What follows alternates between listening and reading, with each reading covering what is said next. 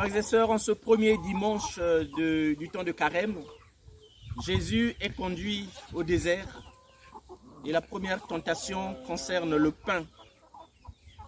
Ce pain que Dieu a multiplié, a donné pour la fin des hommes, pour le salut du monde, va devenir sujet et objet de la première des tentations.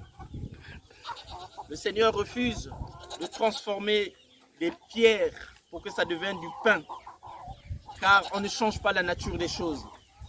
Le pain est fait pour être donné, pour que nous les hommes, nous puissions en manger, mais aussi que d'autres créatures de Dieu puissent en recevoir. Et lorsque je donne ce pain à ces poules, c'est pour manifester que Dieu est venu pour nous nourrir de sa parole. Et Jésus nous donne que sa parole comme la seule nourriture possible. Car il est écrit, l'homme ne vivra pas que du pain, mais de toute parole qui sort de la bouche de Dieu. Car il est écrit, tu ne mettras pas ton Dieu en tentation. Car il est écrit, devant Dieu seul, tu te prosterneras, c'est-à-dire que tu adoreras.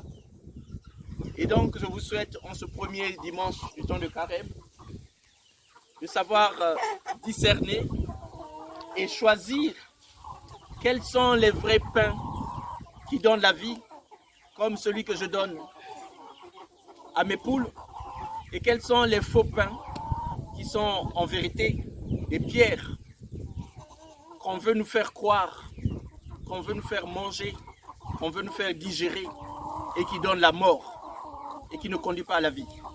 Alors à tous, je souhaite un bon temps de carême.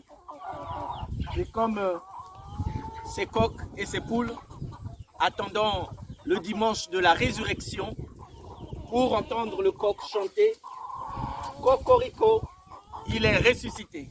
Bon dimanche à tous et que Dieu vous bénisse.